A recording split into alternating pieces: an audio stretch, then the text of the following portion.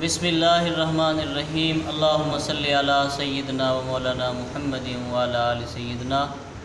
و مولانا محمد وبارک وسلم۔ حضرت ابن عباس رضی اللہ تعالی عنہ روایت کرتے ہیں، سبحان اللہ، جناب رسول کریم صلی اللہ علیہ وسلم سبحان اللہ، جب مدینہ منورہ تشریف لائے ہجرت کر کے مکہ سے، سبحان اللہ، تو یہود کو دیکھا کہ وہ عاشورے کا دن کا روزہ رکھتے تھے، سبحان اللہ، تو ان سے پوچھا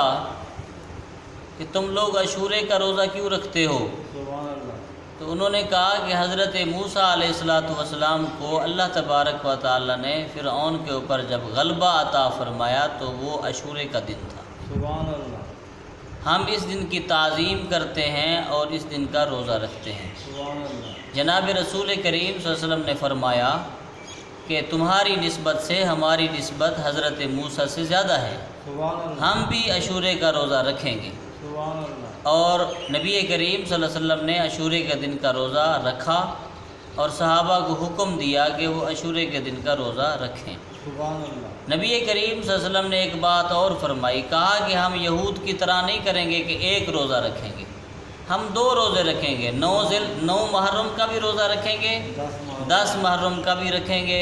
اگر 9 کا کوئی نہیں رکھ سکتا تو وہ 10 کا رکھے، پھر 11 کا رکھے۔ نبی کریم صلی اللہ علیہ وسلم نے فرمایا کہ یہود جو ہیں وہ 1 روزہ رکھتے ہیں عاشورے کا، مگر ہم جو ہیں 2 روزے رکھیں گے۔ آقا دو عالم صلی اللہ علیہ وسلم نے فرمایا کہ ہم 2 روزے رکھیں گے، ایک یہ بات فرمائی۔ دوسرا فرمایا کہ جو بندہ عاشورے کے دن 10 محرم کے دن اپنے اہل و عیال کو وسعت دے، کہا کہ ان کے لیے اچھا کھانا پکائے، ان کے لیے جو ہے زیادہ جو ہے کھانا تیار کیا جائے، اچھا کھانا تیار کیا جائے، تو اللہ تبارک و تعالی عاشورے کے دن کی برکت سے اس کے رزق میں سارا سال برکت عطا فرماتا ہے، عاشورے کی فضیلت۔ اور نبی کریم صلی اللہ علیہ وسلم نے عاشورے کا دن کا روزہ رکھا اور صحابہ نے بھی رکھا، اور جب رمضان مبارک کے روزے فرض ہوئے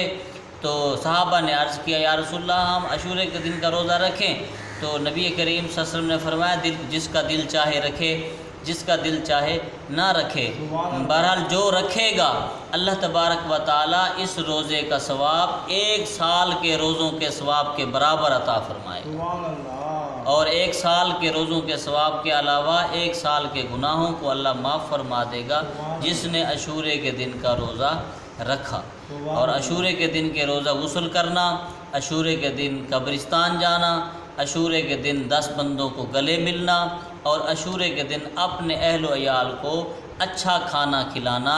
یہ نبی کریم صلی اللہ علیہ وسلم کی سنت ہے۔ اور فرمایا کہ روایتوں سے اور حدیثوں سے ثابت ہے کہ جو بندہ عاشورے کے دن کو اپنی زندگی میں پائے وہ غسل کرے اور اپنے اہل و عیال کو اچھا کھانا کھلائے، اپنے اہل خیش و اقارب جو اس دنیا سے چل بسے ہیں قبرستان جا کے ان کے لیے دعائے مغفرت کرے، یہ عاشورے کے دن کی فضیلت ہے۔ دعا کرتے ہیں اللہ تبارک و تعالی عاشورے کے دن کی برکت کے طفیل ہمیں بھی روزے کی اور ہمارے اہل و عیال کی بخشش عطا فرمائے اور روزے کی ہمیں توفیق عطا فرمائے، آمین ثم آمین بجاہ النبی۔